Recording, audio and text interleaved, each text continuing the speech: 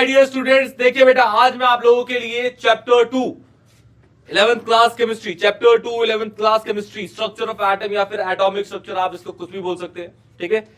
9th class के chapter का ये थोड़ा एडवांस वर्जन होता है 11th क्लास के अंदर। 11th क्लास और 9th क्लास में आपने पढ़ा होगा स्ट्रक्चर ऑफ एटम या फिर एटॉमिक स्ट्रक्चर के नाम से चैप्टर होगा, उसी का थोड़ा स्टैंडर्ड वर्जन होता है यहाँ पे, ठीक है। तो इसके अंदर ना आपको मैं बताने वाला हूं कि भाई कौन कौन से इंपॉर्टेंट टॉपिक्स हैं, किस किस तरीके से क्वेश्चन आपके आएंगे, ठीक है। और ऐसी सारी वीडियोस की पूरे आपके सिलेबस की सारी वीडियोस के इंपॉर्टेंट टॉपिक्स, उसमें क्वेश्चन जो इंपॉर्टेंट आएंगे मैं वीडियो बना के डाल रहा हूं। इससे पहले मैंने चैप्टर 1 का डाल चुका हूं, सब बेसिक कॉन्सेप्ट ऑफ केमिस्ट्री के। आप लोग जाके चैनल के लिंक प्लेलिस्ट में जाके चेक कर लीजिएगा बेटा, क्लियर। तो चलिए स्टार्ट करते हैं structure of atom.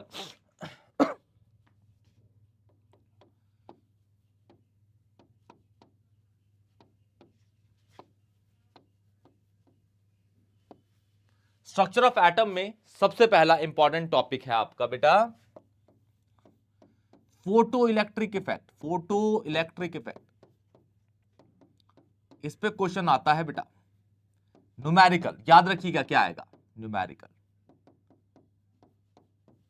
Photo electric effect numerical, ठीक है। फोटो इलेक्ट्रिक इफेक्ट का न्यूमेरिकल, ठीक है। दूसरा इसमें इंपॉर्टेंट टॉपिक है आपका Heisenberg uncertainty principle. Heisenberg uncertainty principle, uncertainty principle क्या कहता है भाई हाइजेनबर्ग का अनसर्टेनिटी? एक माइक्रोस्कोपिक पार्टिकल की आप एक साथ पोजीशन और उसकी वेलोसिटी या मोमेंटम कभी भी कैलकुलेट नहीं कर सकते। अगर आप उसकी पोजीशन को ज्ञात करते हैं, मतलब आप पता कर लेते हैं कि वो कहां पे है, तो उसकी वेलोसिटी उसी पर्टिकुलर इंस्टेंट ऑफ टाइम पे चेंज हो जाती है, या फिर उसकी वेलोसिटी या मोमेंटम चेंज हो जाता है, क्लियर। ये कहता है हाइजेनबर्ग अनसर्टेनिटी प्रिंसिपल। स्टेटमेंट याद रखिएगा बेटा, फॉर्मूला याद रखिएगा, न्यूमेरिकल याद रखिएगा। स्टेटमेंट, इसकी स्टेटमेंट क्या है? स्टेटमेंट प्लस आपका न्यूमेरिकल। न्यूमेरिकल रखेंगे तो भाई ऑब्वियस है कि भाई इसके अंदर फॉर्मूला आपको याद रहेगा ही, ठीक है। फॉर्मूले में आंसर अनइक्वालिटी होती है, लेकिन आपको यहां पे जब आप न्यूमेरिकल सॉल्व करेंगे तो इक्वालिटी हमेशा लेके चलनी है, तभी आपका आंसर आएगा, नहीं तो नहीं कर पाएंगे, क्लियर बेटा। ओके, आपका थर्ड है आपका थर्ड कुछ डी ब्रॉगली, ड्वेल नेचर के अंदर आपका dual nature of matter, dual nature of matter दो तरीके के होते हैं इसका। एक होता है पार्टिकल नेचर, एक होता है आपका वेव नेचर, ठीक है। वेव नेचर,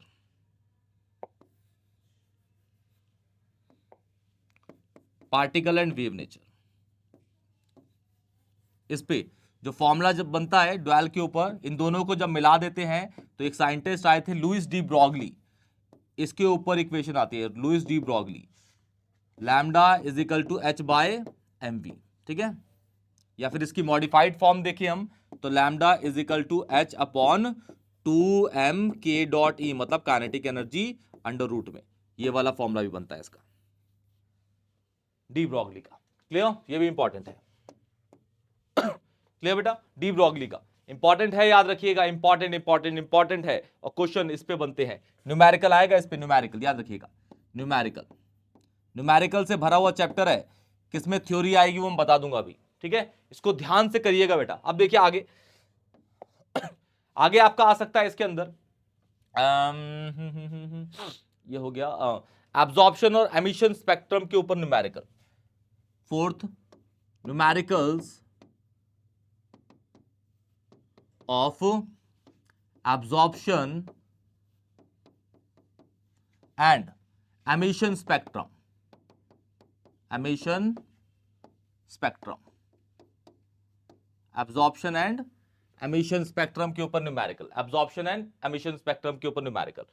फिफ्थ आपका कुछ लॉ या प्रिंसिपल है, उनकी स्टेटमेंट याद रखिएगा, जिससे हम इलेक्ट्रॉनिक कॉन्फ़िगरेशन करते हैं और उसी के अंदर आप क्वांटम नंबर की पूरी स्थिति को ज्ञात करते हैं, क्लियर। क्वांटम नंबर आपको पता होंगे 4 तरीके से, हम सीक्वेंस में देखते हैं पहले। कुछ रूल्स हैं, पहला है आपका Pauli, Pauli's exclusion principle, Pauli's exclusion principle. Principle क्या कहता है भाई, पाउलीज क्या कहता है? पॉलीज की स्टेटमेंट के अकॉर्डिंग कि एक ऑर्बिटल में मैक्सिमम से मैक्सिमम आप 2 इलेक्ट्रॉन्स को ऑक्यूपाई कर सकते हैं और दोनों इलेक्ट्रॉन्स अपनी अपनी ऑपोजिट स्पिन पे होंगे according to the Pauli exclusion, ठीक है, एक्सक्लूजन प्रिंसिपल, सॉरी, ठीक है। फिर दूसरी स्टेटमेंट है पॉली की, वो कहता है अगर एक ऑर्बिटल में 2 इलेक्ट्रॉन्स है तो उन दोनों इलेक्ट्रॉन के चारों सेट ऑफ क्वांटम नंबर कभी भी सेम नहीं होंगे, स्पिन हमेशा उल्टा होगा, स्पिन कभी प्लस हाफ होगा तो एक दूसरा माइनस हाफ होगा। अगर दोनों प्लस हाफ होंगे मतलब एक ही डायरेक्शन में होंगे तो भाई दोनों में रिपल्शन होता है, रिपल्शन होगा तो जिस ऑर्बिटल में वो इलेक्ट्रॉन है वो ऑर्बिटल ही अनस्टेबल होगा। अब ऑर्बिटल अनस्टेबल होगा तो वो सबशेल अनस्टेबल होगा, सबशेल अनस्टेबल होगा तो भाई ऑर्बिटल होगा, ऑर्बिटल होगा तो ऑर्बिट होगा, ऑर्बिट होगा तो एटम होगा, एटम होगा तो मॉलिक्यूल या कंपाउंड होगा। तो पूरा का पूरा उस कंपाउंड की मॉलिक्यूल की एग्जिस्टेंस नेचर के अंदर ना के बराबर होगी, ना के बराबर। क्लियर? पहला तो ये हो गया। दूसरा इसके अंदर है Hund's rule of maximum multiplicity, Hund's rule of maximum multiplicity, maximum multiplicity according to the Hund's rule ये कहता है अगर आपके पास पीडीएफ ऑर्बिटल है, एस ऑर्बिटल का जिक्र जनरली नहीं करता हूं, ठीक है, पीडीएफ, तो सपोज कहते हैं हमारे पास पी ऑर्बिटल है, पी में कितने 3 ऑर्बिटल होते हैं, 3, ठीक है ना, और तीनों को अगर आपको फिल करना है इलेक्ट्रॉन से तो सबको पहले सिंगल सिंगल सिंगल फिल करोगे विद द सेम स्पिन, उसके बाद उसकी पेयरिंग करोगे with the opposite spin according to the Hund's rule. सबसे पहले सेम स्पिन के साथ उसी ऑर्बिटल को फिल करेंगे, फिर ऑपोजिट स्पिन के साथ उसकी पेयरिंग करेंगे। क्लियर? फिर आपका लास्ट आता है अफबाउ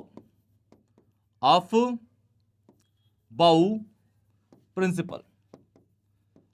अफबाउ प्रिंसिपल कहते हैं कि भाई अगर आपको इलेक्ट्रॉन्स की फिलिंग करनी है तो सबसे पहला इलेक्ट्रॉन आप उसके अंदर डालोगे जिसकी एनर्जी कम होगी, वो जब पूरा फिल हो जाए तो उससे हायर में, जब वो पूरा फिल हो जाए तो उससे हायर में। तो अबव रूल इंक्रीजिंग ऑर्डर में इलेक्ट्रॉन्स की फिलिंग करवाता है। अब भाई हमें पता कैसे चलेगा भाई कि किसकी एनर्जी, किस ऑर्बिटल की एनर्जी ज्यादा है किसी कम है, तो उसके लिए एक का सब रूल है, सब रूल या सब प्रिंसिपल है, उसे कहते हैं n+l रूल, n+l रूल पे जिसके n+l की वैल्यू ज्यादा होगी उसकी एनर्जी ज्यादा होगी, जिसके n+l की वैल्यू कम होगी उसकी एनर्जी कम होगी। अगर इनकेस n+l की वैल्यू बराबर आती है तो उस ऑर्बिटल की एनर्जी ज्यादा होती है जिसका n की वैल्यू मतलब प्रिंसिपल क्वांटम नंबर ज्यादा होता है। ये 3 रूल कहते हैं। क्लियर? स्टेटमेंट इंपॉर्टेंट है, याद रखिएगा। फिर इलेक्ट्रॉनिक कॉन्फ़िगरेशन बता देता हूं भाई किस किस की जनरली पूछी जाती है। इलेक्ट्रॉनिक कॉन्फ़िगरेशन,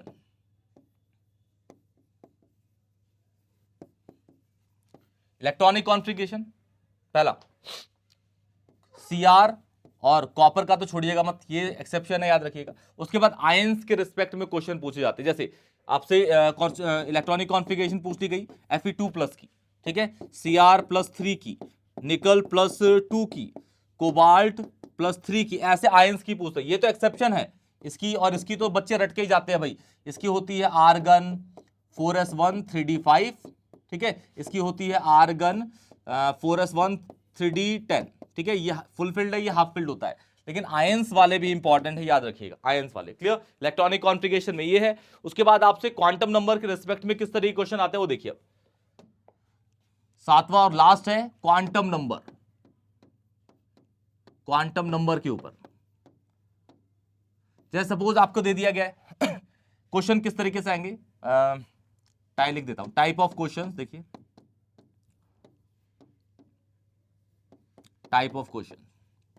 पहला क्वेश्चन आता है, दूसरा क्वेश्चन। पहला क्वेश्चन कैसा आ सकता है देखिएगा ध्यान से, इसी तरीके की वैरायटी आएंगे। n की वैल्यू भाई 2 है एंड l की वैल्यू 4 है सपोज, ठीक है, वैसे ये तो एग्जिस्ट करेगा नहीं, इसकी 0 है सपोज, कह देते हैं 0 है, ठीक है। तो इन दोनों को मिला के बताइए कि कौन सा ऑर्बिटल बना।